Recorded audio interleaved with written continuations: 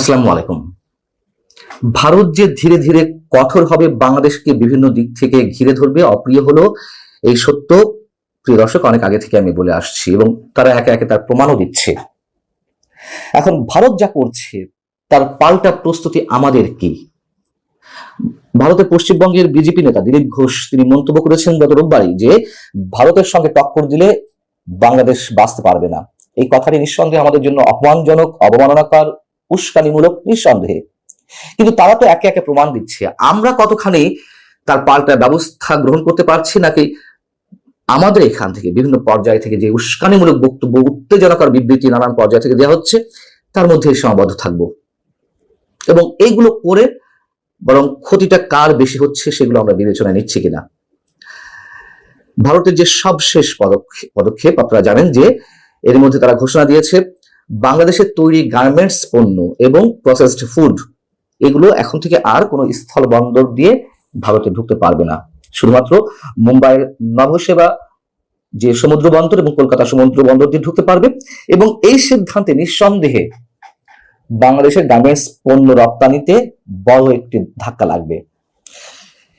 রপ্তানিকারকরা তাদের তাৎক্ষণিক প্রতিক্রিয়ায় যে বিষয়টি বলছেন তা হচ্ছে ভারতের এই বিধি নিষেধ দেশের রপ্তানি খাত ক্ষতিগ্রস্ত হবে। 2023-24 অর্থ বছরে বাংলাদেশ থেকে ভারতে প্রায় 157 কোটি ডলারের পণ্য রপ্তানি হয়, এর মধ্যে পোশাক এবং প্রক্রিয়াজাত খাদ্য পণ্য বেশি।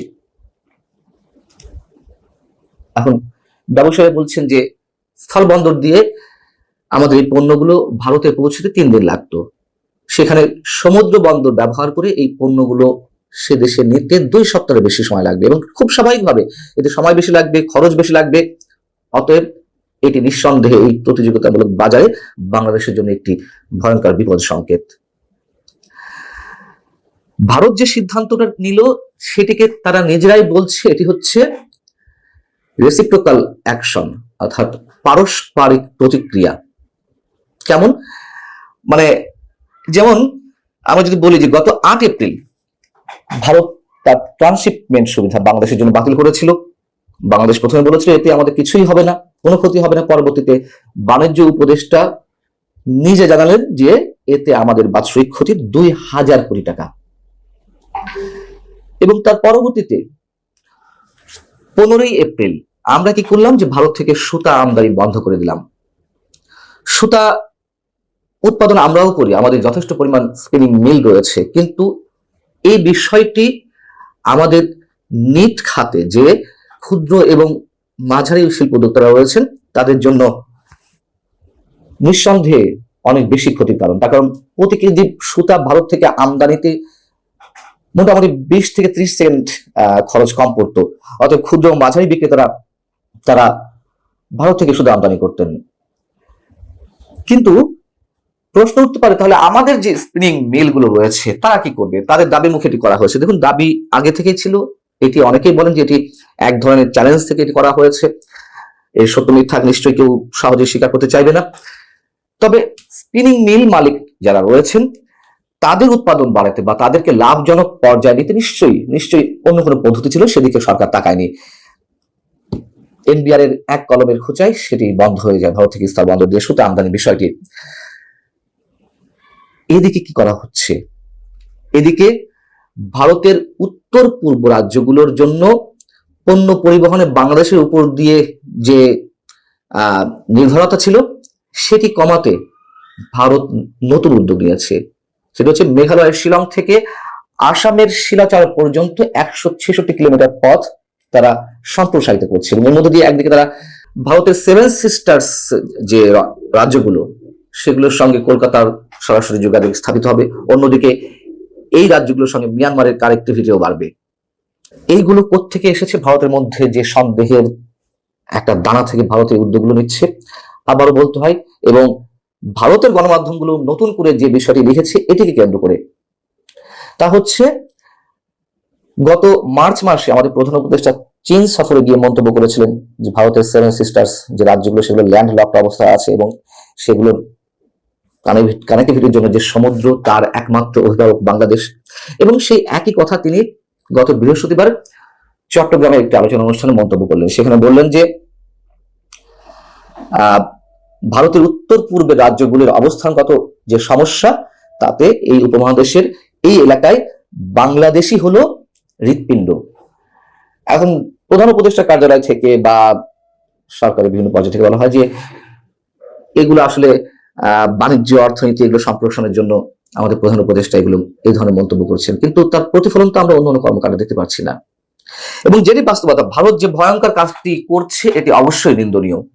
অবশ্যই আমরা তীব্র প্রতিবাদ জানাই। ভারত গত কয়েকদিনে যে পুশিন করছে, সেখানে বিভিন্ন রাজ্যে বাংলাদেশ অবৈধ বাংলাদেশিরা রয়েছে এমন অভিযোগে শত শত বাংলাদেশি একে এর মধ্যে পুশিন করা হয়েছে।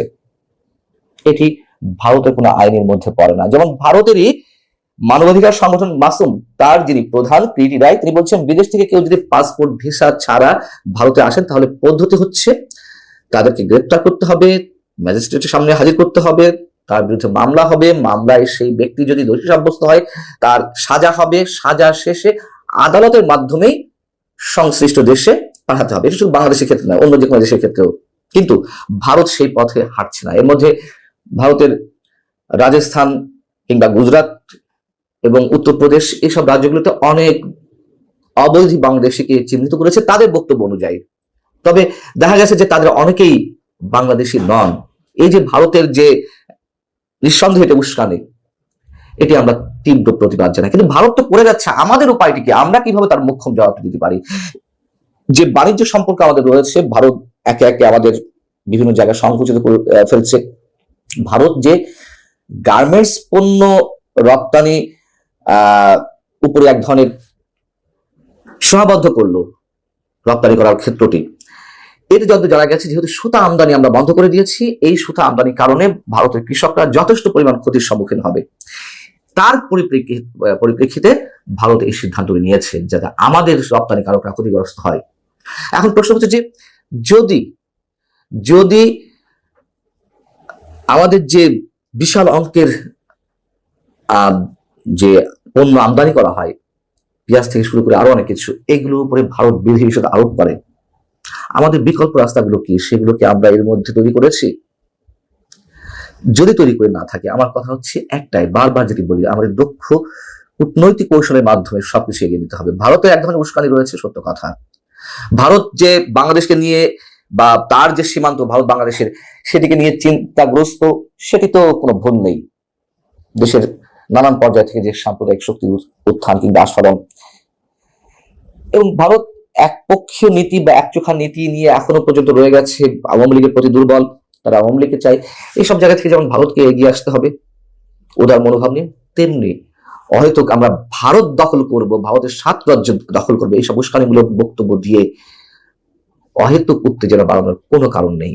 সেটি সরকারের শীর্ষ মহল থেকে শুরু করে সরকারের যারা পরোক্ষ এবং প্রত্যক্ষভাবে স্টেক হোল্ডার হিসেবে পরিচিত, তাদের বিভিন্ন অবস্থান থেকে আমরা এই ধরনের বক্তব্য পাচ্ছি। অতএব শুধুমাত্র এই ধরনের সুশ্রী দিয়ে, উত্তেজনাকর বক্তব্য দিয়ে তাদের লাভটা আমাদের কিছু হবে না। ভারত যা পারবে, অনেক ক্ষেত্রেই আমরা হয়তো পারবো না, কিন্তু আমাদের কৌশলটি তো ছিল, সেটি কেন আমরা অ্যাপ্লাই করছি না? আল্লাহ হাফিজ, ভালো থাকুন সবাই।